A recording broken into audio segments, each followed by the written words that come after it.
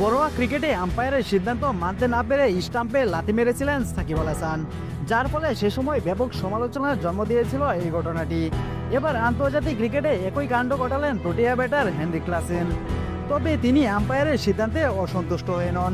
আউটের পর নিজের মেজাজ কন্ট্রোল করতে না পেরে এমনটা করেছেন ক্লাসেন, যেখানে পাকিস্তানের বিপক্ষে দ্বিতীয় ওয়ানডেতে এমন ঘটনা ঘটে।